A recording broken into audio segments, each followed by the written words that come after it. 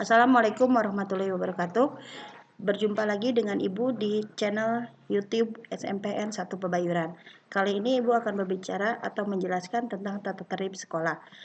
Sebelumnya, perkenalkan nama Ibu, Ibu Anita Yuliani. Di sini Ibu merangkap sebagai bidang kesiswaan, yaitu kita akan membicarakan tentang tata tertib sekolah SMPN 1 Pebayuran tahun pelajaran 2020-2021.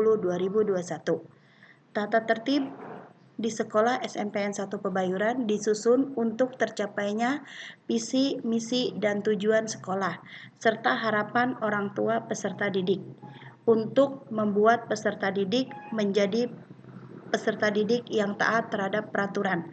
Yang kedua, tata tertib ini berisi kewajiban, larangan, dan sanksi bagi peserta didik. Yang ketiga, peserta didik Tata tertib ini disusun berdasarkan Peraturan Bupati Nomor 45 Tahun 2019 tentang pedoman pelaksanaan pendidikan karakter di Kabupaten Bekasi sebagai dasar hukum. Jadi, tata tertib yang ada di SMPN 1 Pebayuran ini sudah memiliki dasar hukum.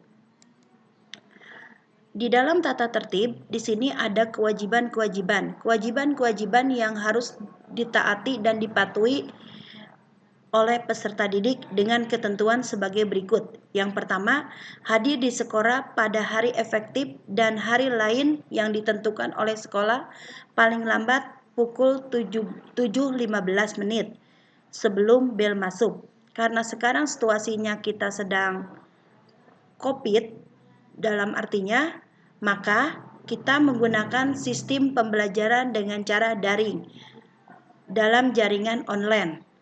Jadi anak masih sama jam 7.15 tetap ada di depan laptop atau HP untuk menunggu tugas yang dikirim oleh guru melalui WA.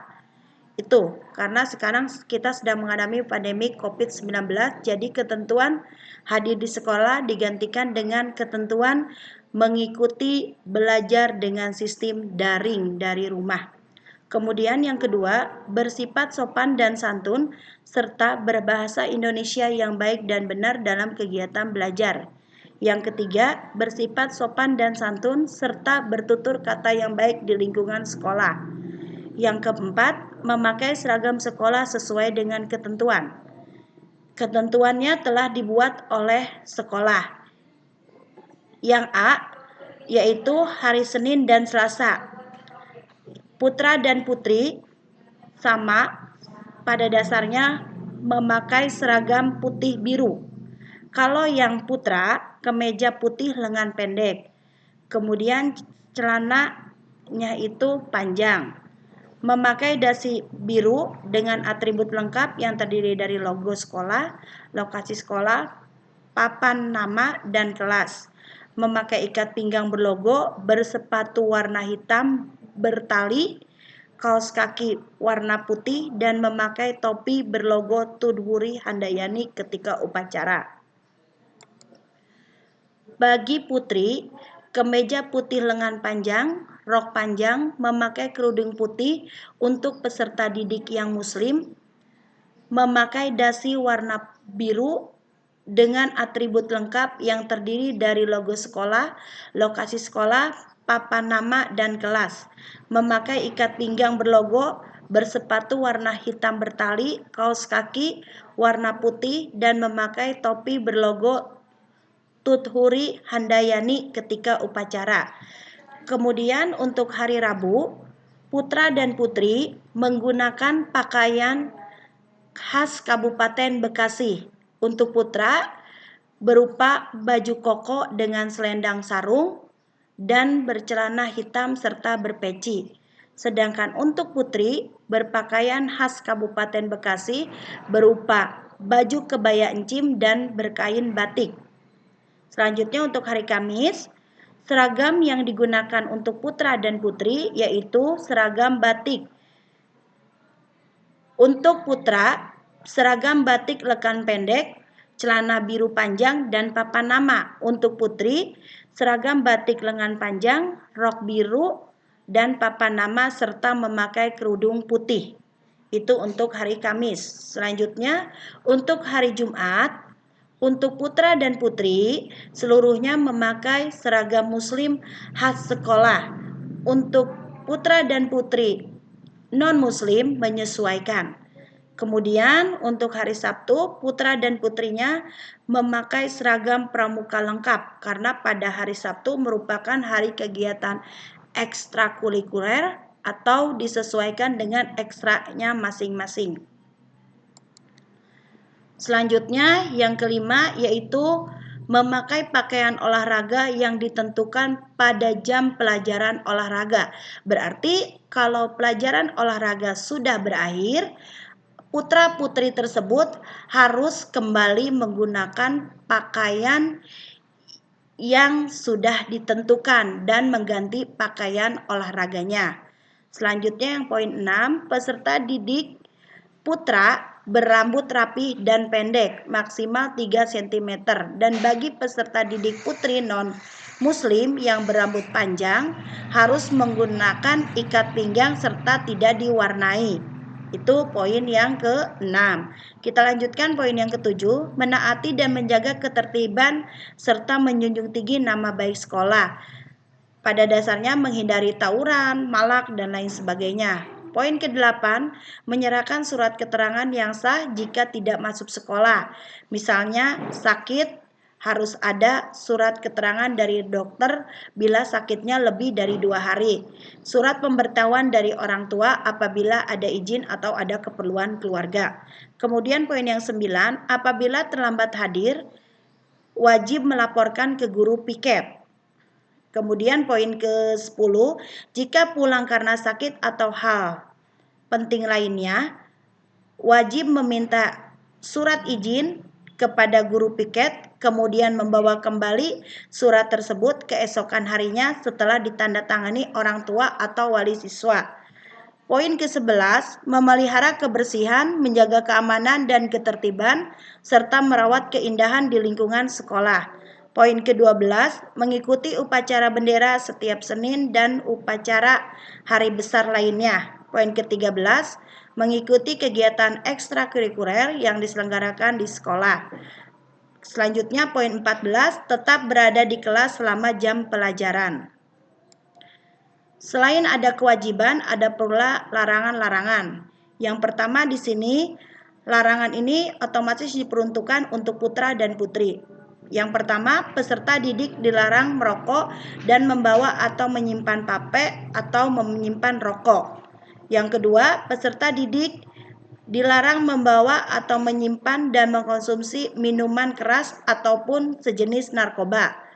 Poin yang ketiga, peserta didik dilarang membawa majalah, VCD, CD, atau barang lainnya yang tidak berhubungan dengan sekolah.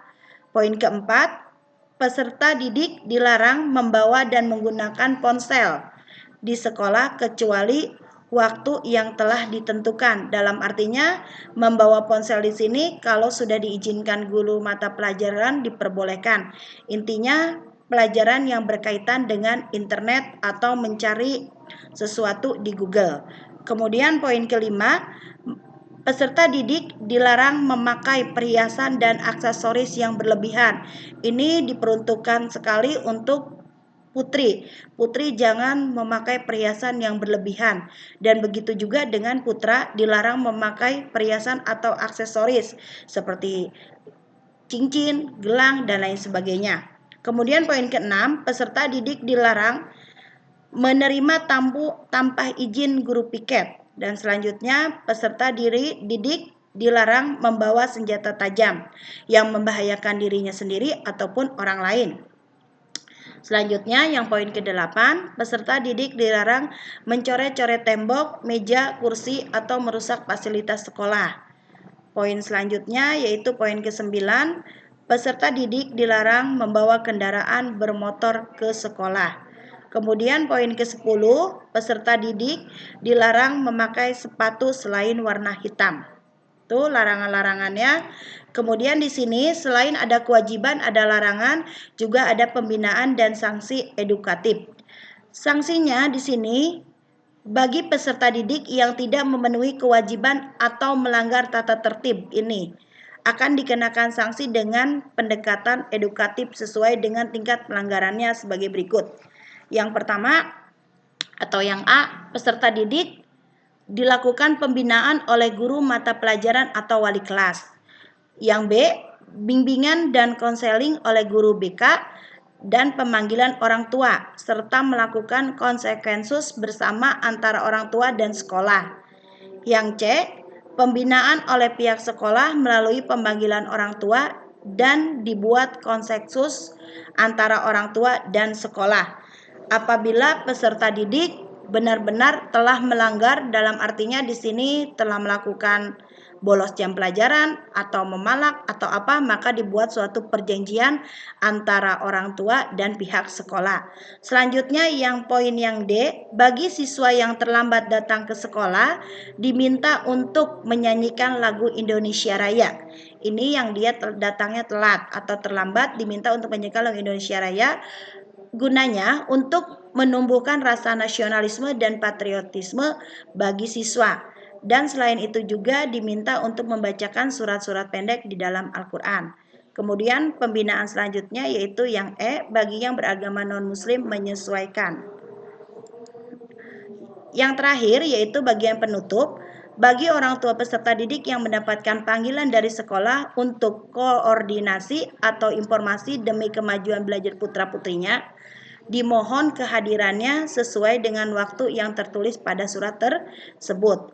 Jadi, tata tertib yang ada yang tercantum di sini dalam artinya akan ditentukan kemudian hari dan sikapnya tidak baku, bisa terdapat penambahan ataupun juga pengurangan. Demikianlah hal yang dapat saya sampaikan di dalam materi tata tertib SMPN 1 Pebayuran tahun pelajaran 2020-2021. Apabila ada hal yang kurang diperjelas, nanti kita akan lanjutkan kembali. Wassalamualaikum warahmatullahi wabarakatuh.